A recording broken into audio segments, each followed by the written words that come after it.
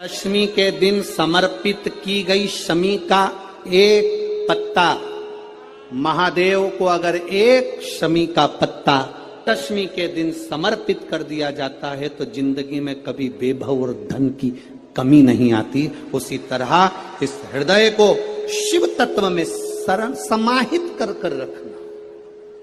शमी का पत्र है, एक पत्ते में 14 करोड़ सोने की मुद्रा का फल होता है। उस दशमी के दिन जो एक शमी का पत्र भूलवश भी महादेव को समर्पित कर दे, उसकी जिंदगी में कभी संपदा की कमी ना आए। एक शमी का पत्र, एक शमी का पत्ता 14 करोड़ सोने की मुद्रा से प्रबल हो जाता है।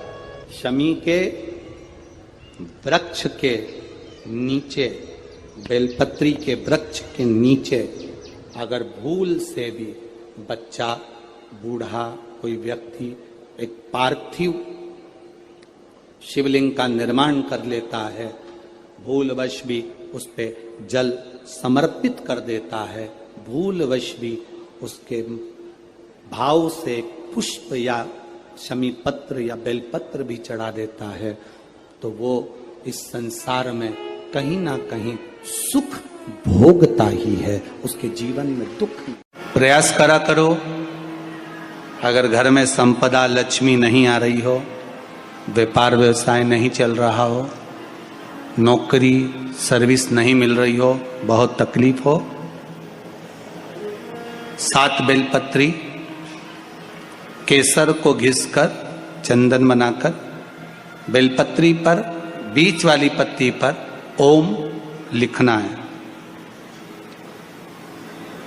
दोनों पत्तियों पर भी एक आद्यशक्ति जगदम्बा के नाम की केसर की बिंदी लगाना है, दूसरे में श्री गणेश रिद्धि सिद्धि के नाम की बिंदी लगाना है। शिव जी पर समर्पित करते जाना, शंकर को चढ़ाते जाओ। जल के पात्र में थोड़ा सा शहद, गंगा जल उसमें डालकर, पात्र में जल लेकर उसमें थोड़ा सा शहद, गंगा जल डालकर भगवान शंकर को कुंदकेश्वर महादेव के नाम से, कौन से महादेव? कुंदकेश्वर। कहते हैं बहुत बांधाओं में जब व्यक्ति पड़ जाता है, बहुत बांधाओं में जब व्यक्ति चला जाता है, कुछ ना कुछ समस्याओं में जब व्यक्ति फंसा रहता है, पड़ा रहता है, तो कुंदकेश्वर महादेव का स्मरण करना चाहिए। दूध, कच्चा दूध केवल शिवलिंग पे चढ़ाना चाहिए या पूरे शिव परिवार पे चढ़ाना चाहिए? प्रश्न अच्छा है। और शिव महापुराण की कथा, रुद्राक्ष उत्सव चल रहा है, तो आप उसको समझें। दूध केवल शिवलिंग पे चढ़ाना चाहिए या जो शिवलिंग के आसपास में सभी परिवार विराजमान होता है उस पे भी चढ़ाना चाहिए? अगर लिंग पुराण आप उठाकर देखेंगे तो लिंग पुराण में एक बड़ा सुंदर संवाद आता है जिसमें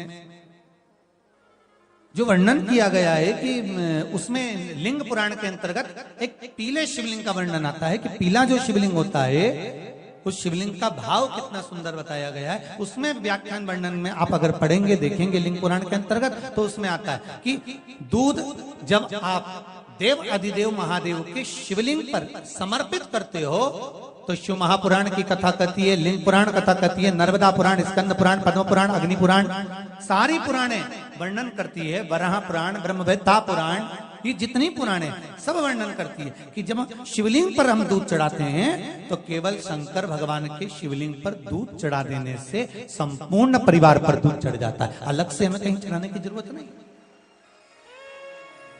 अलग से हमें कहीं दूध ले जाकर चढ़ाने की जरूरत नहीं कि हमें गणेश जी को अलग से चढ़ाना पड़ेगा, देवी जी को अलग से चढ़ाना पड़ेगा, कार्तिकेय जी को अलग से चढ़ाना पड़ेगा या नंदी को अलग से चढ़ाना पड़ेगा।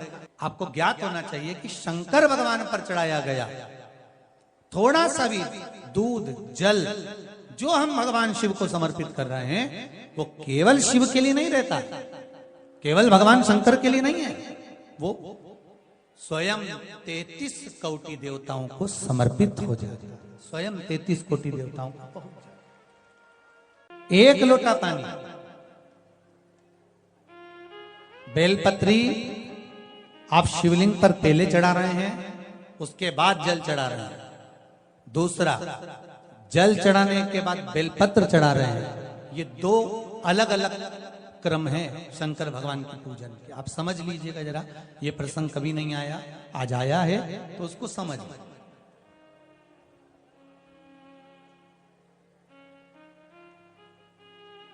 पहले बेलपत्र, उसके बाद में जल जो चढ़ाया जाता है, ये रोग मुक्ति के लिए चढ़ाया जाता है। आप शिव मंदिर में जाकर दर्शन करेंगे तो दो चीजें अपने को दर्शन करने को मिलेगी। एक, भक्त आता है शंकर जी के मंदिर में, लोग भाव से पहुंचते हैं तो पहले वो क्या करते हैं, पहले बेलपत्री चढ़ा देते हैं, फिर जल चढ़ा देते हैं। और एक भक्त जो शिव मंदिर में पहुंचता है, पहले जल चढ़ाता है, फिर बेलपत्र चढ़ाता है। दोनों का अलग अलग क्रम है, दोनों का अलग अलग भाव वर्णन है। पहला, अगर बेलपत्र चढ़ाया है और उसके बाद अगर शंकर भगवान पे जल चढ़ा रहे हो तो ये रोग मुक्ति के लिए होता है। जैसे बड़े रोग किसी को हो जाए, रोग किसी को घेर ले, तो वो बेलपत्री चढ़ाने के बाद फिर जल चढ़ाएगा तो उसको रोग थम जाएगा और फिर वो रोग आगे नहीं बढ़ेगा, आगे नहीं बढ़ेगा। रोगों को थामने के लिए बेलपत्री पहले, फिर जल। कुछ कार्य के लिए आप, सिद्धता के लिए आप, अच्छे कार्य के लिए आप, मन की प्रसन्नता के लिए, आनंदता के लिए आप शिव आराधना कर रहे हो, आप शंकर की आराधना कर रहे हो, तो आप जल चढ़ाकर फिर बेलपत्री चढ़ाए, उसका लाभ आनंद में।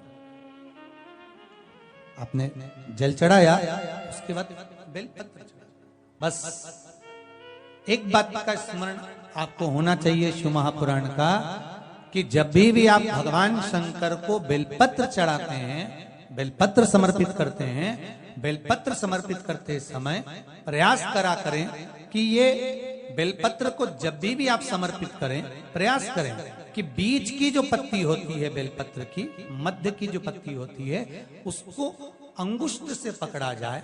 उसके बाद में आप फिर बेलपत्री को शिव पर समर्पित करें, प्रयास करिए। बेलपत्र जो हम भगवान शंकर को समर्पित करते हैं, उसका मध्य जो भाग होता है, बेलपत्री का जो 3 देवताओं का मध्य जो भाग होता है, उसको पकड़कर बेलपत्री को शिव को समर्पित।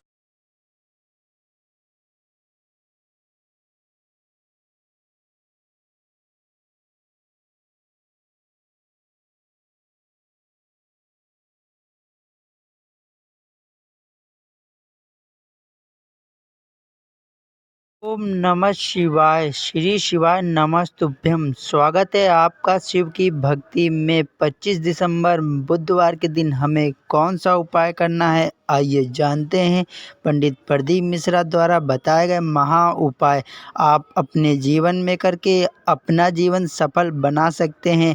आइए सुनते हैं गुरु जी की कथा, जो कि आपके जीवन में बहुत ही लाभदायक होने वाली है। ये कथाएं, ये प्रवचन आप सुन के अपना जीवन धन्य बना सकते हैं, जो कि बहुत ही सरल उपाय हैं।